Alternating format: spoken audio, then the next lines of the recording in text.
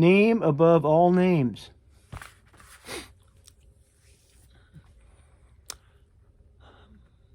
To encourage me to assimilate as a first-generation Mexican-American, my parents rarely spoke Spanish in our home and used the English version of my middle name for my school registration.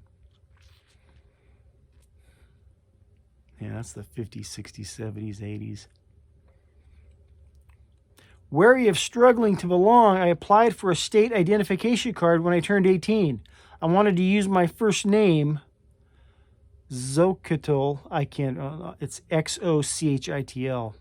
And I think you pronounce it with a Z. I'll just say Xochitl. And explore the beautiful culture I'd left behind. A decade later, I would order a copy of my birth certificate. I called my mom in a panic when the document arrived. They spelled my name wrong. No, you did, she said, referring to when I applied for the state identification card. I just thought you were being creative. Though we don't put much weight on names today, in biblical times, names helped establish one's character, inheritance, and identity.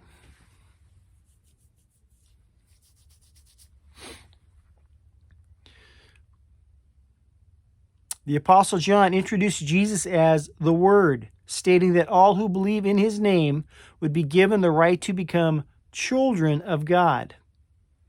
John 1. As the Good Shepherd, Jesus calls his own sheep by name, affirming an intimate relationship with him. God intentionally designed the various aspects of our uniqueness, ethnicity, race, and personality. But as children of God, our citizenship is established in heaven, Philippians 3, and we don't need to assimilate or search for belonging. We inherit every promise secured in Christ, whose name is above all names.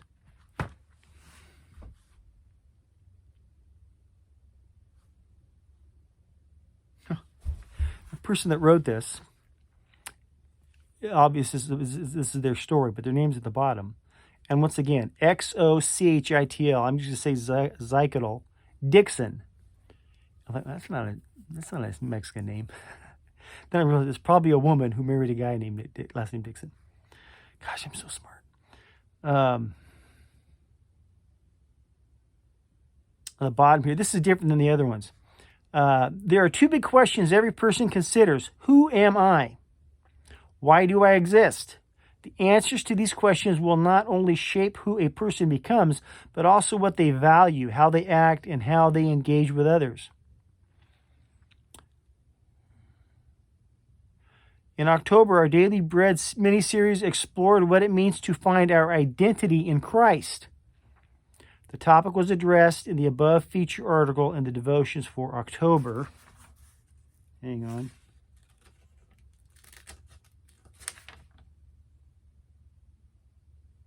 Oh, it's in the next book, which I have. That's just a foreshadowing. One thing it says here, God intentionally designed the various aspects of our uniqueness, ethnicity, race, and personality, but as children of God, our citizenship is established in heaven, and we don't need to assimilate or search for belonging. Why? Because we are not of this place.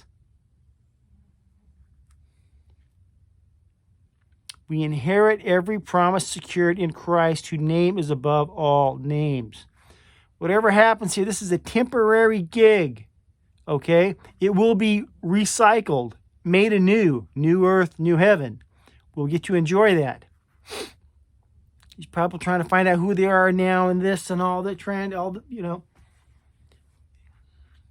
It's like nobody washes a rental car. Anyhow.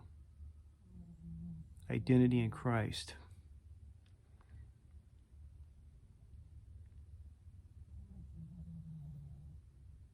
Our citizenship is established in heaven. Love you. God bless.